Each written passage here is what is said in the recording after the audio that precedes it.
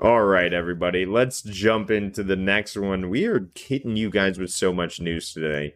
PS5 hardware architect says it may take less time to build a console than a game now. What? Craziness. Doragon, you were alluding to this before the show, and the fact that this is actually a true state of fact.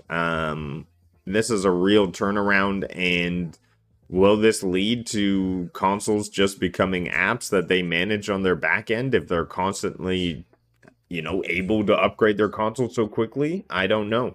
What do you think this will lead to? And what are your thoughts on this one?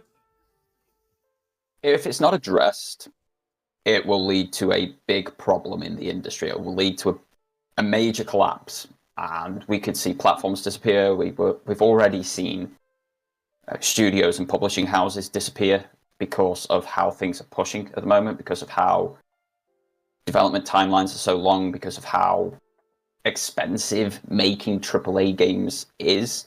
This isn't a problem for us to worry about. This isn't something that we as consumers need to give two flying frells about. This is a platform problem. This is a developer. They need to sort it out. If they're not making stuff for us to buy, we're not going to buy it. If they're making these things cost them 200-300 million to make, that's a them problem. We don't have to then prop them up. But if they keep this up, if they are making games so slowly that we could go an entire console generation in the PlayStation 5 without one of PlayStation Studios' premier studios, Naughty Dog, releasing a game at all that isn't a remake, remaster, re-something or other, we could see a massive collapse of the industry. And that's a big problem when you've got like your crown jewel studios not releasing games because it's taking 7, 8, 9, 10 years to make a title. So it's something that the studios need to figure out. It's something that the platform holders need to figure out. I think with these boxes that we've got at the moment in terms of, say, Xbox's Series X specifically, not so much talking about that S because of that parity clause that is causing issues as we have already spoken about today, and the PlayStation 5, we're in a position where they don't have as much content as their previous generation. And a lot of the content that is coming is very samey. You don't have that variety. So I think we could be in a situation where we are looking at an elongated console generation because there is no need to put a new one out, because if there's no games for this console, you're suddenly releasing another console, different architecture, pushing things to different ways, pushing them harder, and they can change things around and build things differently for them. You're going to end up back in the same boat with a new console in 3.5 years as you're in with this one now, 3.5 years into its lifespan. So it's something for these guys who make the consoles, who make the games, to figure out, but they do need to sort it, or we will see some industry collapse around it, because if you haven't got a product to sell, strangely enough, you're not going to make money. And if you're not making money, you're going to go into liquidation. I feel like they're not seeing the forest for the trees on occasion. Yeah, I completely get what you're saying, and people saying that PC is immune to this. It's actually, I feel like they're very much in the same boat. They may be distanced a little bit, but like I was saying before, Black Myth Wukong has a minimum 3060 spec, and that 3060 graphics card came out in 2021. So already in 3 years, you're playing with outdated pieces of equipment that are now considered minimum specs. And to anyone who invested in something 3 years ago, that's crazy for your PC. That games are already starting to outpace these graphic cards. So yeah, I think that's the state we're in, and we'll definitely see one of these sides begin to break. I hope so. I hope. Like, we know these ballooning budgets, we know these elongated development times, they mean nothing. Look at Destiny's graphics, they haven't changed since 2015. They got a slight polish in 2020 with the release of these new consoles up to 4K for players, but they were already playing at 4K on PC anyway. We've not seen a change in those graphics for a long time. and people still play that game. People love that game. People are logging into that game on a near daily basis, registering hundreds upon hundreds of hours in just that game. Look at Fortnite, which you keep bringing up as like this disgusting Fortnite graphics type thing. They're not good graphics. They are cartoony as cartoony come, and they're not even like a Warner Brothers cartoon or something. They are a very stylized version, but people log into that game daily. People play that game daily. You look at Animal Well, which is released recently. It's a short game. It's got great critical and commercial acclaim, and it's 8-bit.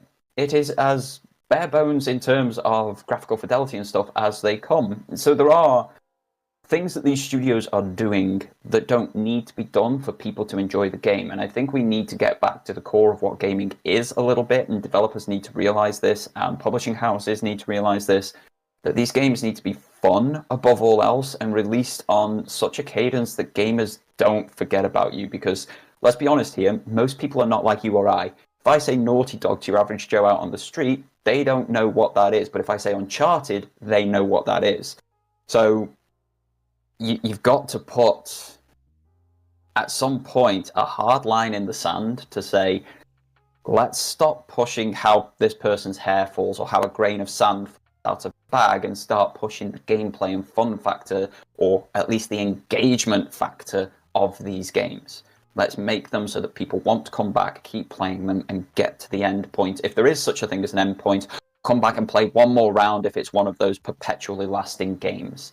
And if you haven't got those core facets, it doesn't matter how good it looks. It really doesn't.